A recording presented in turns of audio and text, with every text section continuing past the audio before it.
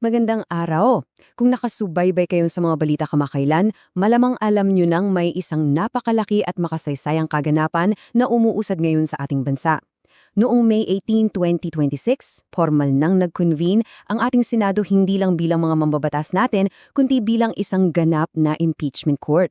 At hindi ito biro dahil nakasalalay dito ang kinabukasan ng isa sa pinakamataas na posisyon sa gobyerno. Kaya sa paghimay natin ngayon, hihimayin natin ng maigi kung ano ba talaga ang nangyayari, hakbang-hakbang para malinaw at walang halong ingay.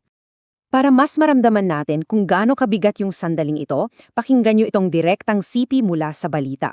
Sabi rito, ang mga senador hukom ay nanumpa para sa impeachment trial ni Vice Presidente Sara Duterte noong Mayo 18, 2026. Nakakapanindig balahibo, di ba?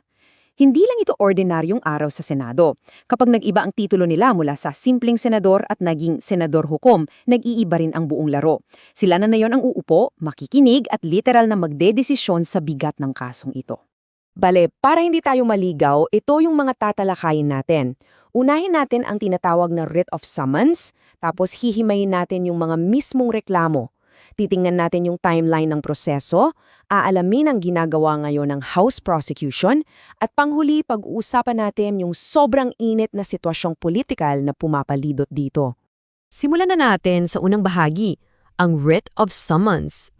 Okay, palagi nating naririnig sa balita itong writ of summons. Pero ano nga ba talaga ito? Tanggalin natin yung mga malalalim na legal jargon. Sa madaling salita, hindi ito isang simpleng invitasyon na pwede mong i-decline. Ito ay isang parmal at legal na utos mula sa Senado na nagsasabing kailangan nang sagutin ni Vice Presidenta Sara Duterte ang lahat ng ibinabatong reklamo laban sa kanya.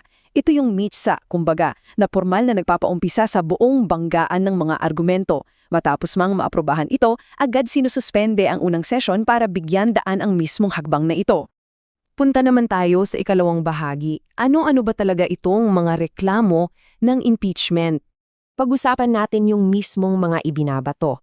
Sa ilalim ng Articles of Impeachment, nandyan yung pagkakanulo sa tiwala ng bayan, katiwalian at korupsyon, sadyang paglabag sa konstitusyon at iba pang matinding krimen. Gusto kong linawin na sa ngayon, ito ay mga aligasyon pa lamang, hindi pa ito pinal na hatol. Pero kahit na, isipin nyo, ito na yung ilan sa pinakamabibigat na akusasyon na pwedeng ibato sa isang mataas na opisyal. Kaya ganoon na lamang katindi ang atensyon na nakatutok sa paglilitis na ito. Ngayon, tingnan natin ang ikatlong bahagi, ang timeline ng proseso. 10 araw, yan yung eksaktong bilang na kailangan ninyong tandaan ngayon. Wala nang palugit, wala nang paligoy-ligoy pa ang batas pagdating sa panahong ito. Paano ba gumagana itong legal na orasan? Ganito yan, mula sa araw na matanggap ng Vice Presidente yung summons, 10 araw lang ang ibibigay sa kanya para sumagot. Ngayon, paano kung hindi siya tumugon? Ang mangyayari dyan, agad na uusad at mag-uumpisa ang impeachment court sa paglilitis. Pero kung sasagot siya sa loob ng 10 araw, bibigyan naman ng 5 araw na palugit ang House Prosecution para tumugon dun sa sagot niya. Bawat oras, bawat araw dito, mahigpit na binabantayan. Dito pumapasok ang ika-4 na bahagi, ang mga tungkulin ng House Prosecution. Siyempre, hindi rin naman nakatunganga yung kabilang panig, diba? Inihayag na ng House Prosecution Team yung mga particular na naka-assign sa kanila. Hati-hati na sila ng trabaho para sa gagawing paglilitis. Naka-standby na sila para dun sa maiksing 5 araw na palugit sakaling sumagot nga ang Vice Presidente. Makikita natin dito na parehong panig, talagang puspusan ang paghahanda para sa makasaysayang pagharap na ito sa Senado. Alamin naman natin ang ika-5 bahagi, ang buong sitwasyong politikal. Kung akala nyo impeachment lang ang pinagkakaabalahan ng Pilipinas ngayon, nagkakamali kayo dahil hindi ito nangyayari sa isang vacuum. Isipin nyo, kasabay nito, may balita tungkol sa pamamaril sa mismong Senado kung saan natukoy na ng DOJ ang mga salarin. At sabi ng PNP, nakita raw sina De La Rosa at Padilla na umalis ilang oras makalipas ang insidente. Tapos, inirekomenda rin ng DOJ yung mga kasong graft at plunder laban kay Jinggoy Estrada na tinawag niyang hindi daw makatarungan, pati na sa mga dating opisyal ng DPW.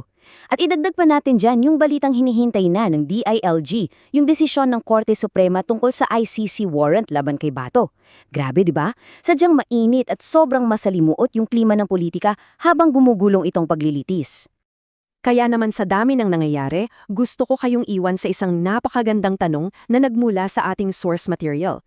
Ayon sa balita, nanawagan ng Arsobispo ng Cebu sa ating lahat na magsama-sama para sa due process o yung tamang proseso ng batas.